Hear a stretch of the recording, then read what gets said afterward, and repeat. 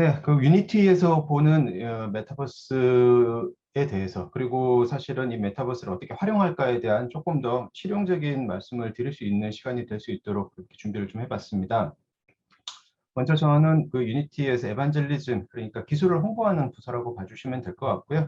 거기 본부장을 맡고 있고, 지금 아무래도 이 메타버스를 구현하는 데 있어가지고 가장 많이 쓰이는 그래픽 엔진이라고 그러죠. 이 다양한 그 제품 가상현실이라든지 아니면 어플리케이션을 만들 수 있는 메타버스 플랫폼까지 만들 수 있는 기술이 유니티이다 보니까 현장에서 이 메타버스를 어떻게 활용해야 되는지, 내가 직접 구현하려 그러면 어떻게 접근을 해야 되는지에 대한 질문을 많이 받는 편입니다. 그래서 그런 부분들을 제가 좀 오늘 이제 그 상품 디자인 학회 여러분들께 좀 참고가 될 만한 그런 내용들로 좀 정리를 해서 준비를 해봤고요.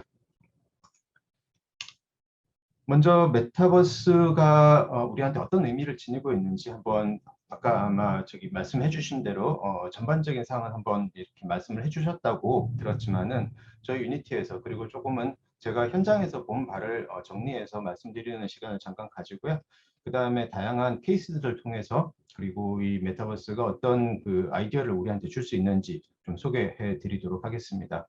그리고 사실 메타버스라고 하면은 이게 일반적인 스마트 디바이스나 컴퓨터에서 보고 있는 그런 화면들하고 그다음에 우리가 지금 영화라든지 다양한 자료를 통해서 보고 있는 상상하는 그런 메타버스하고 그 극명한 차이가 이 VR이나 이런 AR 같은 어떤 XR 기술들을 활용하느냐 안 하느냐에 좀 달려 있는 것 같아요. 그래서 왜 VR이 그러면은 메타버스가 그렇게 중요한지에 대한 말씀 좀 드리고요. 그리고 이런 모든 케이스와 VR과 AR을 구현을 가능하게 하는 유니티 기술에 대해서 짧게 소개시켜 드리는 것으로 시간을 구성을 해봤습니다.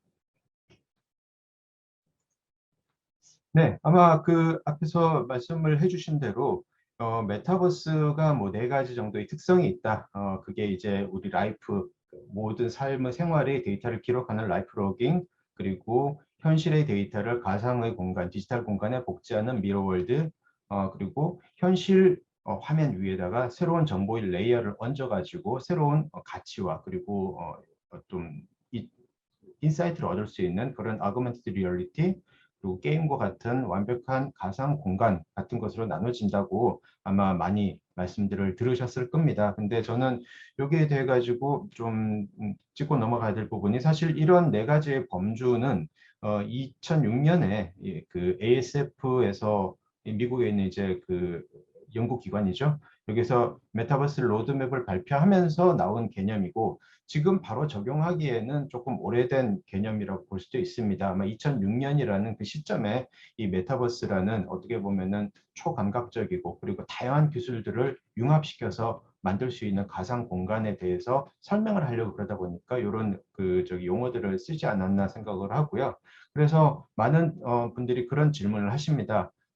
유니티에서는 이 네 가지 요소 중에 뭐가 제일 중요하다고 생각을 하나요? 라고 말씀들을 물어보시는데 사실은 이거를 갖다가 하나씩 떨어져 있는 무슨 그 메타버스의 장르처럼 그렇게 보시는 것보다 통합적으로 봤을 때 역할로 한번 분류를 해보면 이렇습니다. 그러니까 라이프 로깅이라든지 미러월드 같은 경우에는 현실의 데이터들, 우리가 인터넷을 로그인, 로그아웃 하는 부분들, 어떤 제품을 샀다, 아니면 어떤 제품에 별점을 남겼다, 이런 부분들하고, 그다음에 우리가 사진을 찍어서 포토그라메트리 기술 같은 걸 통해서 현실 데이터를 디지털로 옮기는 이런 부분들은 결국은 가상 공간에 우리가 메타버스를 만들 때 쓰이는 데이터를 준비하기 위한 과정들이고요.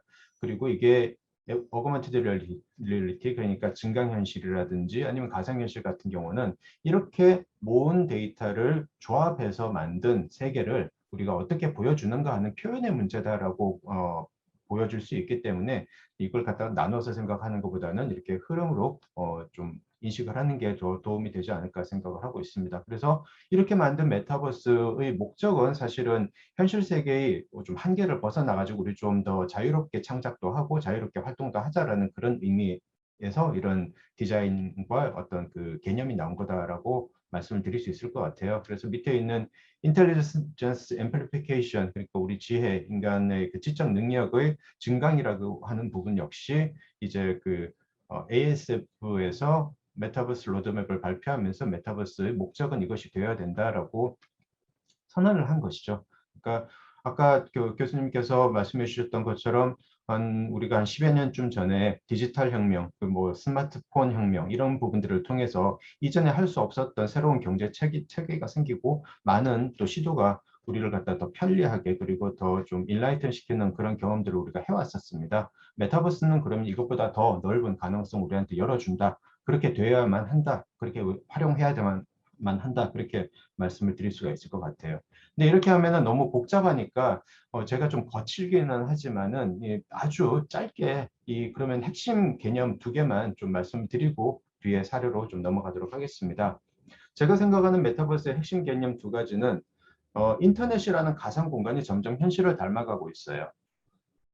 그래서 이렇게 현실을 닮아가는 가상 공간이라는 거, 우리 지금 화면을 통해서 웹캠을 통해 가지고 이렇게 만나 가지고 학회도 진행을 하고 이렇게 하고 있지만 어쨌든 이건 평면 공간이잖아요. 근데 이런 평면 공간에 GDEPS 깊이값까지 더해 가지고 더 현실과 같은 공간을 만들고 그리고 아바타라는 우리의 그 분신을 통해 가지고 그 안에서 기존의 인터넷이 하던 것보다 조금 더 넓고 그리고 또 기존에 생각하지 못했던 아이디어들을 구현할 수 있는 부분이 가상 공간의 개념으로 저는 메타버스에서 중요하다고 생각을 하고요. 그 다음에는 이제 가상 경제의 영역입니다. 사실은 아무리 우리가 표현이 더 뛰어나지고 그리고 실감 난다고 하더라도 내가 직접 거기서 뭔가 이익을 얻을 수 있는 게 없고 그렇다 그러면은 많은 사람들이 관심을 유지시키기가 어렵겠죠.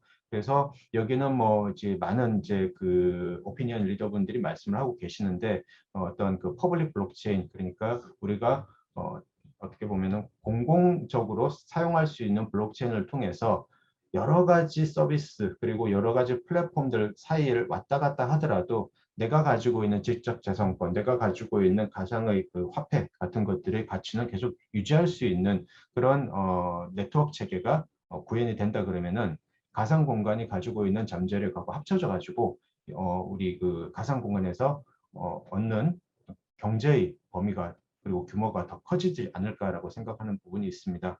네, 그래서 이렇게 두 가지를 갖다가 제가 핵심 개념으로 좀 말씀을 드리고요.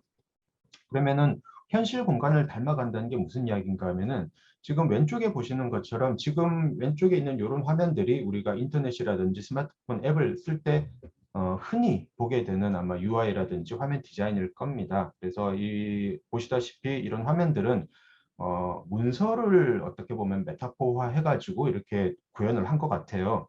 레이아웃이 잘 잡혀져 있고요. 그 위에 이제 사진도 올라가 있고 요즘은 여기다 뭐 동영상도 올리고 그렇게들 디자인을 하고 있지만은 어쨌든 이것은 평면이고 스크롤 해가지고 이렇게 볼 수 있는 마치 옛날에 파피루스를 갖다 보던 것처럼 그런 종이 형식에서 사실은 크게 벗어나지 않은 상태거든요. 근데 이런 그 표현들의 문제는 이런 우리가 컴퓨터 화면이나 아니면 스마트폰 화면을 볼 때 우리는 항상 누구와 같이 이야기하면서 본다기보다도 혼자 보는 경험들을 자주 하게 됩니다.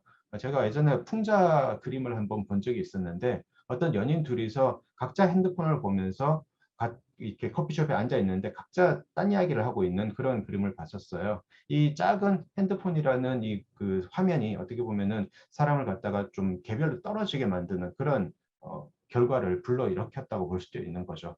거기에 반해 가지고 이제 오른쪽에 보시는 이런 조금 더 현실과 닮은 인터넷 공간 같은 경우에는 한 번에 많은 정보를 볼 수 없을지 모르고요. 그리고 막 마우스 휠을 스크롤 빨리 해가지고 내가 원하는 정보를 빨리 찾을 수 없을지는 모르지만은 내가 주변에 누구랑 같이 이 정보를 보고 있다. 그리고 내가 주변에 누구한테 이 이야기를 하고 있다. 그리고 그 사람들은 지금 어떤 자세를 가지고 어떤 표정을 가지고 있다라는 부분들까지를 갖다가 같이 느끼면서 내가 지금 딴 사람하고 같이 있다는 그는 공동체적인 감각을 느끼면서 정보를 소통하고 그리고 일을 할 수 있는 부분이 이전과는 조금 달라질 수 있는 부분입니다. 제가 여기서 꼭 말씀드리고 싶은 부분은 앞으로 모든 인터넷과 스마트 디바이스, 모바일 인터넷의 환경들이 왼쪽에서 오른쪽으로 변할 것이다라고 그렇게 말씀드리는 건 아니에요. 우리가 스마트폰이 있지만 여전히 예전에 쓰던 형식의 데스크탑 컴퓨터도 같이 쓰고 있고요. 그거는 용도에 따라 가지고 우리가 선택할 수 있는 부분이 있겠지만은 그래도 기존에 우리가 생각하지 못했던 방식의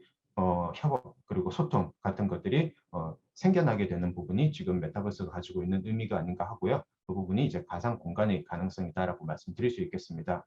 그렇게 되면 이제 좀 맥락이 바뀌게 되는데요. 이전에 아까 말씀드렸던 것처럼 문서 기반의 도서관 같은 인터넷에서 최근에는 이제 OTT 서비스가 많이 활성화되면서 어떻게 보면은 문서를 모아놓고 있는 도서관과 같은 인터넷에서 다양한 프로그램을 영상 컨텐츠를 볼 수 있는 TV와 같은 인터넷으로 이렇게 좀 변한 상태죠. 어떤 분은 컴퓨터 켜거나 아니면 이렇게 스마트 패드를 갖다 켜가지고 제일 처음 보는 게 유튜브고 그리고 끝날 때까지 계속 유튜브다 그런 말씀도 해주시는데요. 영상으로 문자에서 영상으로 인터넷을 활용하는 방법이 지금 많이 변했다라고 이제 볼 수 있는 거죠. 메타버스가 아직 초창기이긴 하지만은 이 메타버스가 가지고 있는 가상 공간은 결국은 인터넷을 놀이터 혹은 광장과 같은 그런 공간으로 만들게 될 것입니다. 그러면 이제 뭐가 중요해지는가 하면은 TV 시대에는 우리가 컨텐츠 큐레이션 같은 부분들이 아주 중요했었다 그러면은 메타버스 같은 공간은 우리가 이때까지처럼 뭔가 그 글이라든지 아니면은 그림이라든지 영상 같은 것들을 다 완성시켜 가지고 딱 제시하는 그런 형식이 아니고요. 많은 사람들이 들어와 가지고 내가 만든 공간에서 어떤 뭐 저기 원하는 목적 여기서 공부를 하거나 아니면은 작업을 하거나 아니면은 게임을 하거나 이런 부분들을 이루게 해줄 수 있는 공간 디자인 능력이거든요. 이걸 환경 디자인이라고 볼 수도 있고요. 어떻게 보면은 세계관 디자인이라고 말할 수도 있습니다. 그래서 모든 걸 갖다가 만들어서 주는 게 아니고 그 사람들이 들어와 가지고 이 공간 안에서 이 공간을 활용하는 그런 부분들을 용이하게 만드는 조금 그 기획 방향이 중요해지지 않을까 생각을 하고 있습니다. 가상 경제에 대해서 조금 말씀드리면은 아마 익숙한 분들도 많으시겠지만은 조금 받아들이기 힘들어 하시는 분들도 있으세요. 제가 가상 경제에는 크게 두 가지 말씀을 드리고 싶습니다. 두 가지, 물론 다른 영역들도 분명히 많이 있겠지만은, 크게 나눠서 말씀을 드리자면은, 가상 공간 안에서 우리가 모델링을 하고 아니면은 그 안에서 뭔가 우리가 저기 영화를 만들고 그 안에서 다양한 컨텐츠를 만들어 가지고 그거를 갖다 중개자한테 팔고 그리고 중개자는 또 그걸 구매자한테 팔고 이런 식으로 가상 공간 안에서 블록체인이 됐든 아니면은 그 플랫폼 안에서만 쓰이는 어떤 가상 그 코인 같은 것들이 됐든지 간에 다양한 그 생산 활동이 이루어질 수 있거든요. 예, 이런 부분들이 완전한 가상 경제의 하나의 형태라고 볼 수 있고요. 또 약간은 그 저기 결이 다른 부분이 뭔가 하면은 이런 메타버스 기술 같은 것들은 결국은 다 실시간 3D라는 이 기술을 통해 가지고 구현이 되게 될 수밖에 없기 때문에 그러면 이 실시간 3D를 사실은 완전히 우리가 그 뭐 게임이라든지 이런 완전 가상 공간에만 쓸 필요는 없는 거거든요. 아까 우리가 그 메타버스의 네 가지 면모 중에서 아구멘티드 리얼리티 그러니까 증강현실도 있다고 말씀을 드렸는데 그것처럼 실시간 시각화, 실시간 3D 기술을 통해 가지고 실시간 시각화로 기존의 어떤 우리 생산 활동들, 우리가 가지고 있는 그 업무들 그런 것들을 더 효율적으로 하고 더 빠르게 처리할 수 있도록 하는 부분들도 역시 가상 경제가 활용될 수 있는 하나의 바탕이 아닌가, 방향이 아닌가 생각을 합니다. 특히나 그 완전히 이렇게 가상 공간에서 만든 아이템들을 사고 파는 이런 부분에 있어 가지고는 뭐 MZ 세대라고 소위 이야기하는 10대, 20대들이 많이들 그런 일을 한다고 많이 들으셨을 텐데요. 제가 많은 분들한테 이런 이야기를 하면은 그 부분이 좀 이해를 못 하시는 분들이 많으세요. 제일 이해를 못 하시는 분 중에 하나가 제일 왼쪽에 있는 케이스인데요. 로블록스라는 그 메타버스 형식의 게임에서 한정판으로 구찌 백, 지금 나와 있는 저 사진에 있는 저 백인데 저걸 갖다 6,000원에 판 적이 있었습니다. 한 화로 6,000원이겠죠. 네.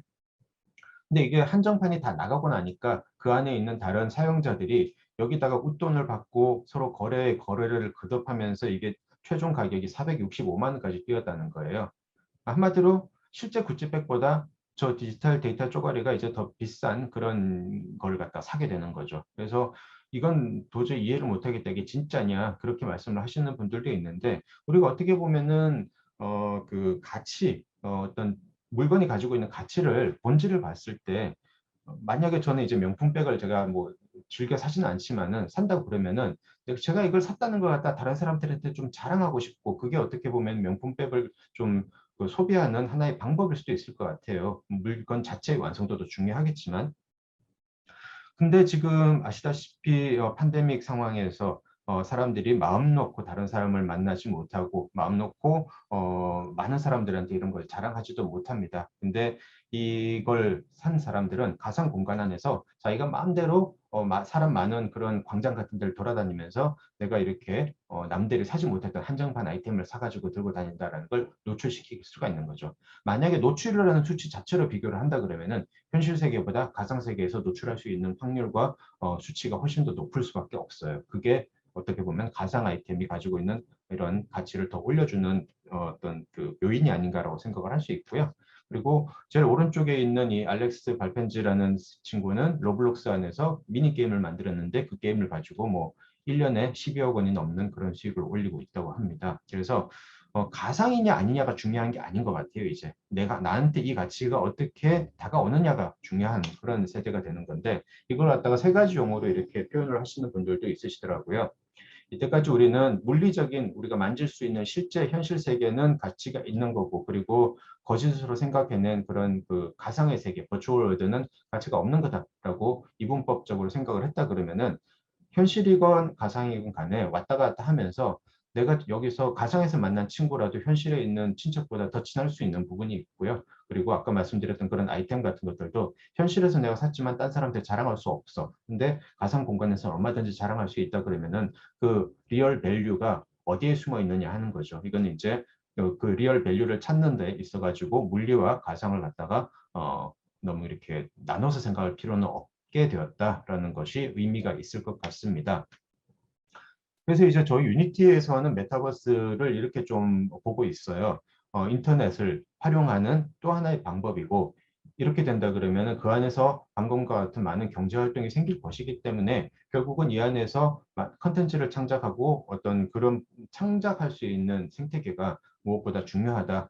그런 생태계를 위해 가지고는 뭐 블록체인이라든지 이런 기술이 필요할 수도 있겠죠. 하지만은 중요한 것은 이 안에서 사람들이 자기가 만든 지적재산권이라든지 아니면은 그 아이템 같은 것들을 충분히 보장받을 수 있는 가치를 보장받을 수 있는 환경 그것이 이제 생태계라고 본다 그러면 그게 제일 중요하다라고 저희는 보고 있고요. 그리고 조금 더 구체적으로 가자 그러면은 향후 이런 메타버스 문법들이 많이 발전을 하게 되면서 그것을 표현하는 디바이스가 필요한데 그게 지금 아직은 얼리 어댑터들한테 좀 인기가 있는 AR, VR 헤드셋 같은 것들일 거예요. 근데 이게 결국은 향후 뭐 게임기라든지 아니면은 고성능 TV와 같은 수준까지 보급이 될 것이고 그렇게 된다 그러면은 우리가 이때까지 썼던 많은 프로그램들 그리고 즐기던 많은 콘텐츠들을 이때까지는 네모의 평면 사각형에다가 담아왔었는데 이걸 완전히 360도 입체로 바꾸는 그런 작업에서 엄청난 시장 가치가 생길 것이다라고 보고 있는 게 저희가 좀 가지고 있는 방향성이다라고 말씀을 드릴 수 있습니다. 결국 창작 생태계가 메타버스가 최근에 많이 화제가 되게 만든 하나의 원인 중에 하나인데요. 러블록스에는 5천만 개의 게임이 있다고 해요. 아까 알렉스라는 그 분이 만든 게임도 그 중에 하나겠죠. 엄청난 숫자의 게임인데 이걸 갖다가 어떤 아무리 큰 게임 회사로 하더라도 이런 것들을 혼자서 하나의 회사가 만들 수는 없습니다. 하지만은 한 명 한 명이 창작자들이 로블록스 스튜디오 같은 이런 그 툴을 가지고 만들다 보니까 이렇게 5천만 개가 되는 거고 이 정도의 숫자가 만들어져 있다 그러면은 아무리 로블록스를 싫어하는 사람도요 내 취향에 맞는 거 한두 개 정도는 찾을 수 있는 확률이 매우 높아진다고 봐요. 그게 로블록스에 사람들이 들어오는 이유고요. 아주 신기한 게임들, 아주 좀 발칙하지만은 딴 데서는 할 수 없는 게임들이 이 안에 있는 거겠죠. 이런 게임뿐만이 아니고 국내에서는 이제 제페토가 아무래도 메타버스 플랫폼으로 가장 요즘 유명해지고 있다 보니까 여기서도 보면은 뭐 어떤 금융회사에서 모임도 가지고 그리고 저희 유니티 코리아도 이 안에서 개발자 회의를 진행하기도 하고 뮤직비디오도 찍고요. 그리고 명품 백을 갖다 여기서 팔기도 합니다. 이런 것들도 하나 다 가상 경제의 한 영역이라고 볼 수 있는데 이런 영역들이 실제로 사람들한테 다가가려 그러면 가장 중요한 게 크리에이터 툴킷이라고 말씀드릴 수 있겠죠.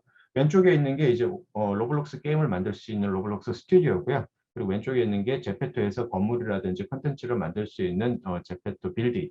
제페토는 두 가지 툴이 있습니다. 제페토 빌딩하고 하나 더가 이제 제페토 스튜디오가 있는데 이런 툴을 가지고 이제 그 사람들이 옷이라든지 아이템, 배경 같은 걸 만들어서 돈을 벌고 있습니다. 이런 움직임들이 점점 테크 자이언트라고 하죠. 큰 회사들에서도 사람들이 스스로 뭔가 컨텐츠를 만들고자 하는 욕구를 우리가 좀 잘 살펴봐야 되겠다라고 생각을 해서 페이스북에서는 지금 보고 계시는 것처럼 이제 호라이즌이라는 VR 기반의 크리에이터 에코시스템이 포함된 메타버스를 만들고 있고요. 여기 조금 후반부에 보시면은 이런 뭐 다양한 활동들, 여기 지금 하는 거는 이제 요리 교실 같은 것들이겠죠. 게임도 하고 요리도 가르치고 그리고 뭐 이런 그 다양한 그 공치기 게임 같은 것들을 하고 그러는데 이 안에서 이런 게임들을 이 사람들이 직접 만들 수 있게 VR 공간 안에서 그런 툴들을 갖다가 준비를 해서 제공을 하고 있어요. 그거는 아직까지는 베타 테스트인데 아마 올해 안으로 정식 출시를 한다고 합니다. 여기 보시면은 네, 지금 거인이 돼가지고 배경을 갖다 직접 만들고 그리고 또 작은 사람이 실제 스케일로 줄어들어 가지고 이 어떤 환경이 우리한테 어, 쾌적한지 재미있는지 이런 것들을 판단할 수 있겠죠. 한마디로 컨텐츠 생산자하고 소비자를 왔다 갔다 하면서 즐길 수 있는 공간으로 만들어지고 있습니다. 이 프렌드는 얼마 전에 몇 주 전에 이제 그 SKT에서 발표를 한 메타버스 플랫폼이죠. 이 프렌드 역시 이런 창작자 생태계를 되게 중요하게 생각하는데요. 약간은 결이 다른 게 지금 이 프렌드에서는 이 안에서 어떤 그 모임이라든지 행사라든지 이 공간을 활용해 가지고 미덕 같은 것들을 할 수 있는 그런 그 계기들을 회사 차원에서 많이 좀 북돋아 주고 있습니다. 그래서 부천영화제에 이제 감독님들 모시고 심야 상영회 같은 것들을 하기도 하고요. 뭐 연애 상담회라든지 댄스 파티라든지 이제 젊은 층이 좋아할 만한 그런 미덕들을 그 공간을 이용해서 좀 많이 좀 진행을 하고 있는 부분들도 역시 결은 다르지만은 결국은 참가자들의 그 창작 욕구 그리고 다른 사람들하고 콘텐츠를 나누고 싶다는 욕구를 자극하기 위해서가 아닌가 싶습니다. 네, 그래서 몇 가지 사례를 좀 봤는데요. 여기서 한번 좀 말씀드리고 지나가고 싶은 부분이 메타버스는 뭐 VR이 있어야지 메타버스야? 아니면은 뭐 블록체인이 있어야지 메타버스야? 아니면은 뭐 AI가 거기는 들어가는 거야? 안 들어가는 거야? 이런 식으로 궁금해 하시는 경우도 있으시더라고요. 근데 지금 여기 보시면은 왼쪽에서 아바타와 가상 공간, 그리고 뭐 창작자 생태계, 그리고 가상 경제, 블록체인, 그리고 클라우드 기술들 다양한 요소들이 있지만은 결국은 저는 그런 식으로 보지는 좀 않았으면 해요. 그러니까 어떤 식인가 하면은 반드시 VR이 돼야지 메타버스다. 라든지 아니면 반드시 블록체인이 들어가야지만 메타버스다라든지 이런 식으로 뭐가 진짜 메타버스고 뭐가 가짜 메타버스고 이런 식으로 나누는 것보다 지금 여기서 보고 계시는 것처럼 다양한 기술의 블록들을 갖다가 내 용도에 맞게 내가 원하는 방향대로 조합을 해서 다른 사람들하고 더 폭넓게 소통할 수 있도록 활용한다 그러면은 그것이 메타버스가 우리한테 주는 기회가 아닌가 싶은 거죠. 네, 그래서 너무 정의 자체에 집착하기보다 다양한 기술들을 내가 원하는 대로 활용하는 게 좋을 것 같다라는 의견을 좀 말씀을 드리고요. 이건 개인적인 말씀입니다. 결국은 이런 가상 공간을 만들어서 이 안에서 우리가 다양한 활동들을 하게 되는데요. 가상 공간을 만드는데 가장 우리가 그 저기 자주 쓰이는 기술이 지금 보고 계시는 포토그래메트리 기술입니다. 현실에 있는 오브젝트를 사진 여러 장을 찍어 가지고 3D 오브젝트로 만들어주는 기술인데 요즘은 이게 AI라든지 이런 기술들의 그 발달로 인해 가지고 여러 장의 사진을 찍을 필요 없이 그냥 우리가 가지고 있는 스마트폰으로 한 바퀴 이렇게 쭉 돌리면은 그대로 이렇게 신발 모델링 같은 게 3D 공간 안으로 들어갈 수 있게 제품을 갖다가 그대로 바로 옮길 수 있는 그런 기술들도 지금 나오고 있고요. 얼마 전에 애플에서도 WWDC 개발자 회의에서 비슷한 그 기술을 발표를 했습니다. 저 유니티에서도 그 기술을 그대로 가지고 와가지고 앱을 통해서 만들어가지고 사람들이 복잡한 기술 없이 바로 원하는 오브젝트를 메타버스 공간 안으로 그러니까 가상 공간이 되겠죠. 그 안으로 옮길 수 있도록 지원을 해드리고 있고요.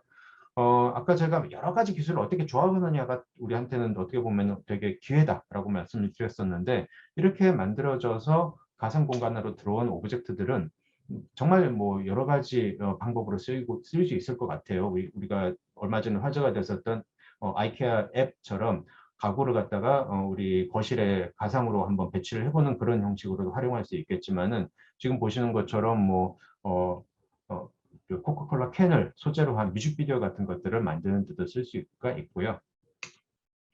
그리고 이런 부분들이 단지 이런 엔터테인먼트나 컨텐츠 쪽뿐만이 아니고 MR을 통해서 공사장이라든지 아니면은 어떤 그 저기 산업 현장에서 아이디어나 데이터들을 도면 같은 것들을 아주 그 시각화해서 정확하게 내가 지금 하고 있는 일이 어떤 부분이고 그리고 선로가 어떻게 지나가니까 내가 여기는 조심해야 되겠다라는 부분을 알 수 있게 만드는 좀 더 직관적인 시각화 같은 경우에도 아까 제가 보여드렸던 여러 가지 메타버스 관련 기술 중에 하나일 수 있습니다.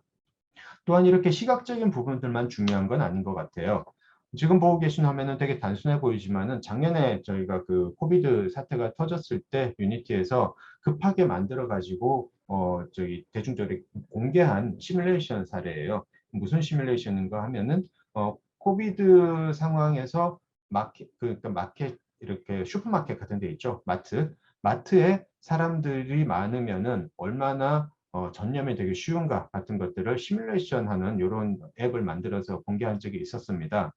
오른쪽에 보시면은 동시에 들어갈 수 있는 그 우리 셔퍼들 그러니까 손님들이 숫자를 슬라이드 바로 조절할 수 있게 돼 있고요. 그다음에 그 여러 가지 어떤 그 계산대의 숫자들 이런 부분들도 조정을 해가지고 실제로 어느 정도 제한이 있어야지만 사실 이그 코비드의 전염을 최소화할 수 있다라는 메시지를 갖다가 담고 있어요. 이 시뮬레이션은. 하지만은 그걸 그냥 말로 하는 게 아니고 직접 시뮬레이션을 통해 가지고 조작을 해보면서 이렇게 될 수밖에 없다는 것을 좀 절차적으로 전달하는 그런 역할을 갖다가 하는 시뮬레이션이었던 거죠. 그래서 이런 거를 갖다가 아마 절차적 수사학이라고 해가지고 바로 웅변하는 게 아니고 만져보고 놀아보고 스스로 깨닫게 하는 이런 어떤 그 저기 시스템 역시 저는 디지털 공간이 줄 수 있는 이득이 아닌가 생각을 합니다. 다음으로 VR에 대해서 말씀을 드리도록 하겠습니다. 저는 VR 자체가 어떤 감각을 확장시키는 매체의 방향성을 가지고 있다고 봅니다. 마샬 맥루한이 그 매체 같은 것들은 어차피 인간이 계속 감각과 자기 능력을 확장시켜가는 과정이다라고 이야기를 했었는데요. 그런 거하고 똑같이 아직 이런 그 VR 헤드셋들이 아직은 많은 그 사용자를 가지고 있지는 않지만은 한번 접해보신 분들은 사실은 계속 쓰게 될 수밖에 없어요. 왜냐하면 공간감이 있고 그다음에 360도 공간을 우리가 활용을 할 수 있게 되기 때문에 기존의 네모난 공간이 주는 생산성보다는 확실히 차이가 있거든요. 저 개인적으로도 뭐 해외에 있는 가족들하고 같이 낚시를 한다든지 아니면은 다른 그 개발자 컨퍼런스에 참석을 한다든지 세 번째 사진처럼 저희 회사에서 하는 그 MOU 행사를 갖다가 가상 공간에서 한다든지 취미로 이런 조각 같은 것들을 하는데도 VR을 활용을 하고 있습니다. 이렇게 공간을 VR이 주는 공간을 활용한다는 것은 되게 큰 의미가 있는데요. 결국 우리는 그 사람들하고 이야기를 할 때도 환경이 주는 영향을 절대 무시 못한다고 생각을 합니다.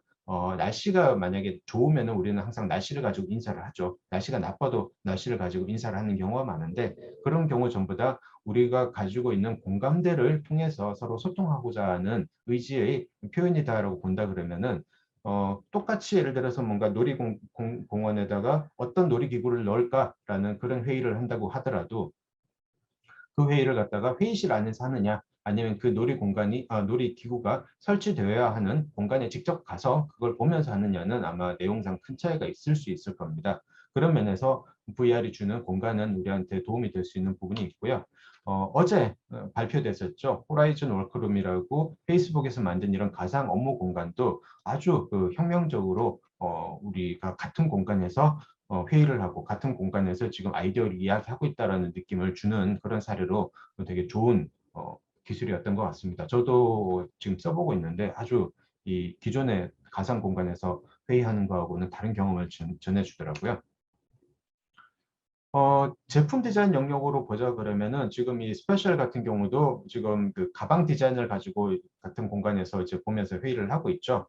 2D 그런 사진을 보고 도면을 보고 이야기하는 게 아니고 실제 어떤 아까 제가 여러 가지 방법, 포토그래메트리라든지 이런 방법을 통해서 스캔된 어떤 제품을 직접 돌려보고 그리고 직접 사람들하고 나눠보면서 아이디어 회의를 한다는 거는 기존의 어떤 줌으로 하는 거하고는 확실한 차이가 있을 거고요. 이런 가상 공간들은 또 저기 또 MZ 세대들은 정말 재밌게 활용하기도 합니다. 이때까지 우리는요, 그 컴퓨터를 활용을 할 때 대부분 키보드 마우스를 활용을 해왔어요. 근데 키보드랑 마우스는 어떻게 보면은 기계에 가깝지 우리 몸을 그대로 표현하고 있지는 못하잖아요. 우리는 지금 보시는 것처럼 다양한 동작을 할 수 있는 사람인데 키보드와 마우스 가지고는 이런 댄스 파티 같은 걸 할 수가 없습니다. 하지만은 이제 VR이 주는 모션 컨트롤이라는 이 자유도 덕분에 애들이 해외에 있는 어떤 그 댄서들하고도 이런 뭐 비보이 모임 같은 것들을 할 수 있게 만들어지는 거고요. 이런 좀 직관적인 환경이 창작에도 많은 도움이 될 수 있고 그다음에 훈련에도 많은 도움이 될 수 있다고 생각을 합니다. 지금 요거 같은 경우는 이제 어도비 자료인데요. 지금 기존에 우리가 조각을 위해 가지고 가상 모델링 같은 걸 위해 가지고 왼쪽 화면 같은 경우에는 지금 그걸 배우는 거죠. 어떤 버튼이 어떤 역할을 하는지. 근데 사실 우리가 실제로 조각을 할 때는 오른쪽처럼 손으로 직접 뜯어서 만지잖아요. 이런 부분으로 점점 가까이 다가가고 있는 게 VR과 메타버스가 주는 어떤 그 이익이다라고 말씀드릴 수 있겠죠. 훈련에도 이런 기술들은 정말 직관적으로 쓰일 수 있는데 요거는 이제 그 애트리에서 개발을 하신 소방 훈련 시스템입니다. VR로 할 수 있고요. 기존에는 어떤 그 책이라든지 아니면은 그 실제 이 그 물 분사기를 가지고 이제 이렇게 훈련을 하긴 했는데 실제로 불을 질러 볼 수는 없잖아요. 그렇다 보니까 실제로 이 VR 안에서는 물 분사기를 갖다 실제 무게하고 비슷한 걸 들고 어느 화점에다가 물을 뿌렸을 때 가장 소화 효과가 높은지를 훈련하고 자기 몸으로 기억할 수 있는 그런 훈련 시스템을 갖다 만들기도 하고요. 자동차 정비라든지 지금 보고 계신 거는 이제 자동차 정비하는 게임인데 제가 지금 보안상 보여드리지는 못하지만 우리나라 많은 어떤 제조업 업체에서도 이런 VR을 활용해 가지고 훨씬 더 매뉴얼로 글로 보고 훈련하는 것보다 더 빨리 좀 그 작업에 익숙해지게 만드는 그런 프로그램들을 활용을 하고 있습니다. 자동차 디자인을 할 때도 마찬가지고요. 지금 저도 이런 그 솔루션을 지금 써보고 있는데 예전에는 이제 목업을 만들어야지만 스케일감을 볼 수 있었던 거에 비해 가지고 VR이나 이런 메타버스 기술을 통해서 만들면은 그런 부분을 갖다가 쉽게 다른 사람들하고 스케일감과 그런 어떤 라인의 느낌을 공유를 할 수가 있고요. 그리고 이렇게 만들어진 데이터들은 그냥 하나의 그냥 테스트로 끝난 게 아니고 또 어떤 마케팅이라든지 이런 용도로 활용될 수 있는 가능성도 있기 때문에 결국은 디지털 안에서 데이터들이 통합되고 연계될 수 있는 기회가 우리 앞에 있는 어떤 메타버스가 주는 가능성이 아닌가 합니다. 사실 메타버스는 그 되게 지금 오해를 많이 사고 있는 기술이긴 해요. 지금 보고 계시는 이런 레디 플레이어 원 같은 영화, 이런 영화처럼 돼야지 이게 메타버스가 아닌가라고 하고 있는데 이렇게 된 이유 중에 하나는 저는 이 코비드 때문에 원래 메타버스라는 개념이 한 몇 년 있다가 사실은 이렇게 회자가 돼야 되는데 좀 너무 빨리 온 감이 있지 않나라고 생각을 합니다. 지금 보고 계시는 메타버스의 비전 같은 경우에는 지금 당장 이루어질 수는 없는 부분이거든요.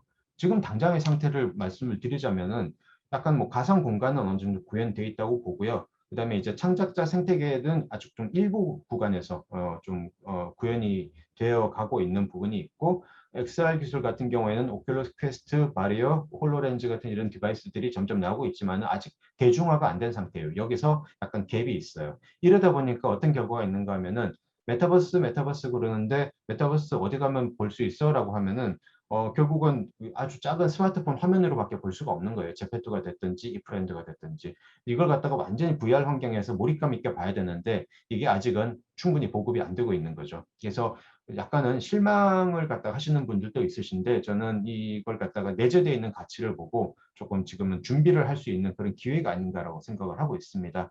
데이터 개방성 같은 경우에도 아직 연구가 초기 단계라 가지고 우리가 아까 말씀드렸던 것처럼 가상경제 활성화 같은 부분이 피부로 와닿게 되기까지는 아직 시간이 좀 필요한 부분이 있는데 이게 좀 어떻게 보면은 아까 말씀드렸듯이 기회일 수도 있고요. 이걸 잘못 다루게 되면은 그냥 또 이전에 있었던 다른 버즈월드들처럼 실제로 우리 생활화가 되지 못하고 그냥 지나가 버리는 그런 안타까운 상황이 될 수도 있을 것 같아서 조금 저도 주의 깊게 살펴보고 있습니다.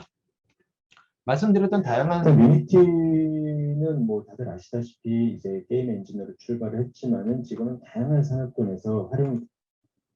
죄송합니다. 이전에 녹화했던 부분들이 있는 것 같은데요. 네, 지금 그 메타버스를 구현하는 데 쓰는 유니티 기술은 메타버스뿐만이 아니고 애니메이션, 건축 시뮬레이션 이런 데도 다 쓰이고 있기 때문에 이걸 어떻게 조합하느냐가 되게 중요할 것 같고요. 일단은 그 메타버스를 만드는데 가장 많이 쓰이는 기술이기도 하고 그리고 보시는 것처럼 가장 많은 플랫폼을 지원하고 있기도 합니다.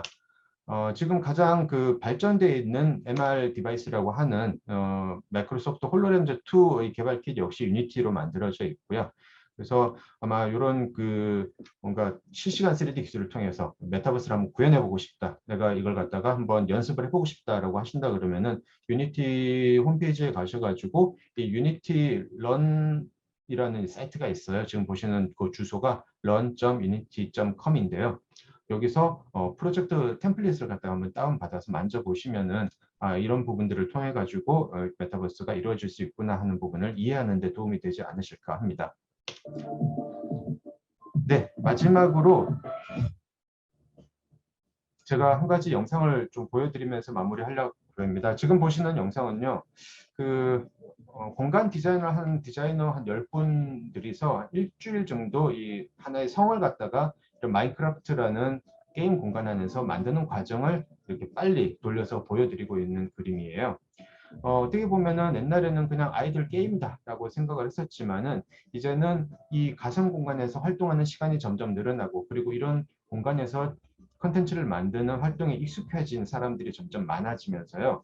이게 더 이상 장난이 아니고 진짜 엄청난 그 노동과 그리고 가치를 이 안에서 우리가 활용할 수 있는 그런 공간으로 발전을 하고 있고 앞으로 이런 가상 공간에서의 콘텐츠 제작과 같은 공동 활동들이 점점 늘어나고 이것들이 가상 경제 그리고 우리가 이전에 찾아내지 못했던 새로운 가치들을 찾아낼 수 있는 그런 시도가 되리라고 생각을 하고 이런 쪽으로 많이들 관심을 가져주시면은 앞으로 이 메타버스를 이해하고 활용하시는 데 좀 더 도움이 되지 않으실까 생각을 합니다.